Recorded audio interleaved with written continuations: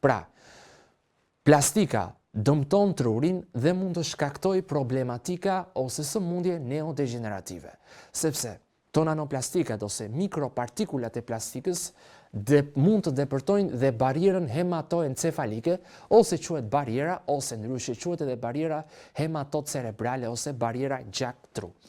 Çfarë duhet bërë? Këtu janë edhe pjesa e plastikave të cilat më së shumti ndodhen tek shishet plastike. Dhe do u thoje që mos të konsumojnë. A e dini se plastika tek fëmijët shkakton dhe agjitime? Plastika tek fëmijët shkakton nervozizëm, plastika tek fëmijët shkakton probleme me kujtesën, plastika tek fëmijët shkakton problematika me gjumin. Nuk e dëgjuat me kujdes.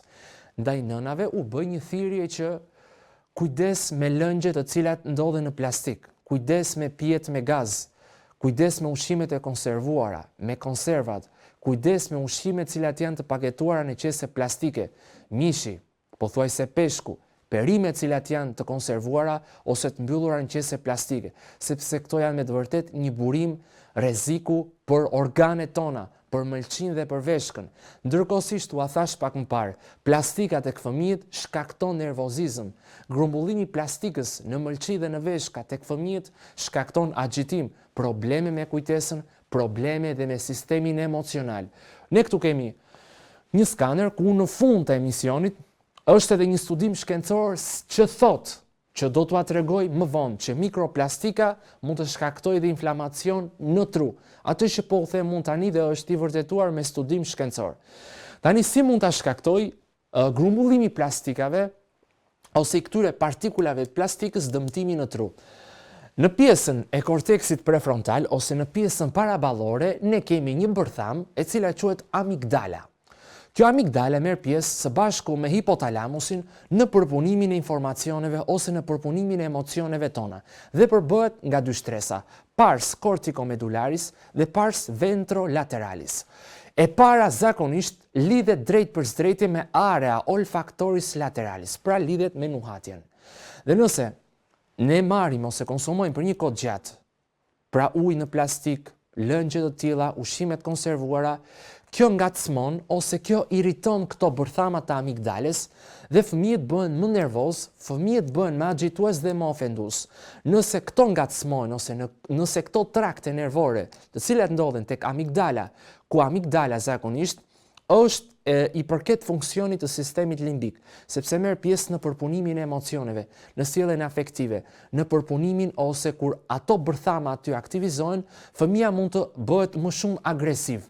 Këto bërthama të amigdales, duke qenë se janë të përbëra nga pars dorsomedialis dhe ventrolateralis, ventrolateralis zakonisht është e lidhur nuk është e lidhur drejt për drejt me area entorinalis, pra me nuhatjen, por kur kjo agjitohet ose kur këto mbaresa të trakteve nervore ngacmohen, amigdala i dërgon informacion hipotalamusit dhe nis një reakcion vegetativ. Ku shoqërohet dhe me alergji, plastika tek fëmijët shkakton dhe alergji të formave të ndryshme, plastika tek fëmijët shkakton edhe gjendje ose viroza të ndryshme, plastika tek fëmijët shkakton deri në problematika serioze të sistemit gastrointestinal, enterite, dhimbje barku dhe parazit. Këtu është shishja plastike e cila nuk duhet konsumuar pra në jetën e përditshme, sepse çdo ditë ne marrim pothuajse në grimca milimetrike ose nanometrike plastik dhe këto grumbullojnë në organe jetike.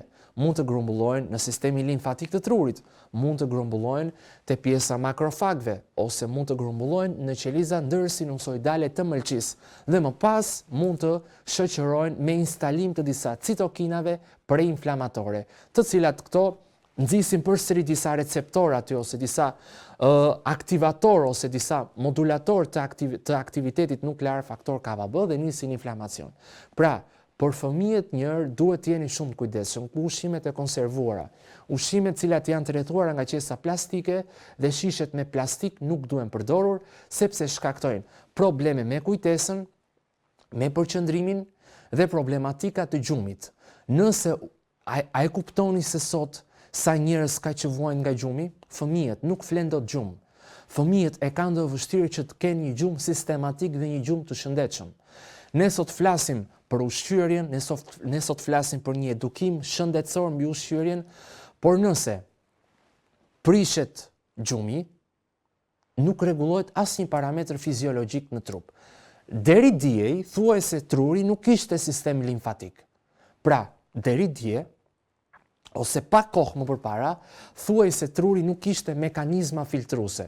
Ama sot truri ka. Dhe quhet sistemi neuroglimfatik.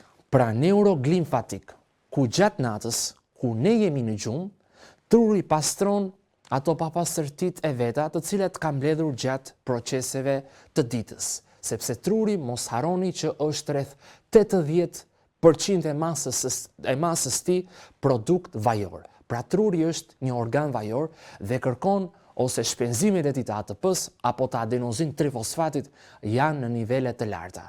Dhe nëse truri gjatë natës nuk pastrohet nga gjumi, atëherë ne nuk mund të jemi të shëndetshëm. Kemi agresivitet, kemi harres, kemi agjitim, nervozizëm, jemi më shumë ofendus dhe kemi probleme me sistemet e organeve, me mëlçin, me funksionin ekskretor, madje grumbullimi i plastikës në trup shkakton dhe myk ose infeksione të traktit urinar.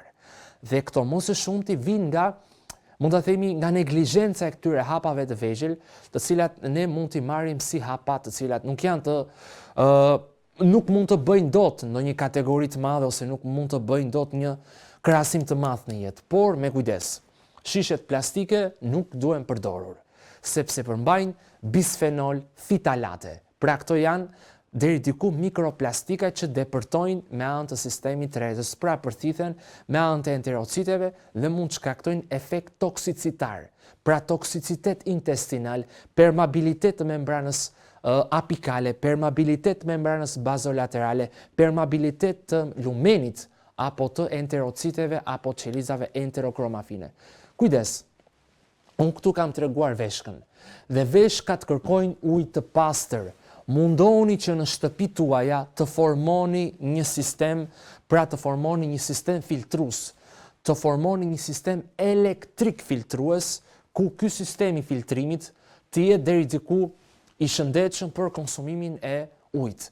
Pra uji mos të jetë nga plastika, por të jetë i filtruar dhe të jetë i pastër. Nëse nuk arrini ta bëni dot të gjë, të paktën mundohuni që ujin si familje, sepse kjo me të vërtet është një burim i madh për sëmundje të ndryshme, duke filluar që nga problemet më të lehta, si kujtesa, si harresa, si ofendimi, si paragjykimet, dhe deri diku degradon në sëmundje më të ndryshme. Pra ulet sistemi imunitar, ulet pjesa e përqendrimit, kujtesa dhe më pas avancon deri në problemet me mykun, në problemet me gjumin, në problemet me aktivitetet e ndryshme ditore. Dhe nëse mundeni, të paktën merreni ujin, blijeni ujin në shishe deri diku të qelçit, sepse bisfenolet, fitalatet nuk janë në përqendrime po aq të larta sa janë tek shishet plastike. Dhe bisfenolet apo fitalatet këtu janë në nivele më të ulura dhe nuk janë në ato nivele cilat ndodhen te shishet plastike. Dhe më së shumti unë ua këshilloj që nëse nuk mundeni dot me sistemin e filtrimit që mund ta bëni në shtëpi, unë u them që ujin ta përdorin në shishe qelçi, sepse ndihmoni veshkën që të bëj proces ekskretimi. Pra, ne marrim ujë, por ne harrojmë që sistemi gastrointestinal vetë prodhon vetë 7 litra elektrolite lëngje. Ne gjatë ditës sa mund të marrim ujë? Rreth 2 litra. Po sa njerëz ka që nga ky ujë që përdorin, ndihen përsëri të dehidratuar, sepse nuk pin ujë, por marrin mikroplastika. Dhe përsëri dehidratohet veshka, kur sistemi gastrointestinali duhet që të prodhoj rreth 7 litër ujë. Pra, këtu përfshihen elektrolite, përfshihen bikarbonate, përfshihen natrium, përfshihen kalium, përfshihen sodiumi, përfshihet deri diku kloruri, pra ne i themi trecira të ndryshme ose elektrolite, minerale të ndryshme, lëngje, të cilat to lubrifikojnë, kryejnë peristaltikën, kompleksin mioelektrik intestinal, potencialin membranor të aktivitetit qetësisë muskulaturës së lëmuar. Pra sistemi tretës që të përthithi nutrient i duhet ujë, rreth 7 litër ujë që të prodhoj. Por ama ç'a do përthithi? Nuk ka çfarë përthith, se ne marrim plastik. Edhe ngec, krijon sëmundshmëri, krijon çarje të proteinave të cilat quhen zakonisht vilinat, spektrinat, prokaderinat, deri diku proteinat cilat mbajnë të lidhura muret e zorës, Sting junction, ato cilat quhen vilinat, spektrinat, prohormoninat, prokaderinat, klodinat, aklaudinat, ose desmogleinat, plakoglobinat, kolinat, dhe këto dobësohen dhe me urinat ushqimore, grincat e ndryshme, gazrat e ndryshme, acidi laktik, produkte cilat janë gaz metani, etilalkol, butilalkol, acid laktik, hyn brenda, peroksidi hidrogenit, acidi sulfidrik, gazi sulfidrik dhe shkaktojnë problematika në mëlçi dhe në veshka.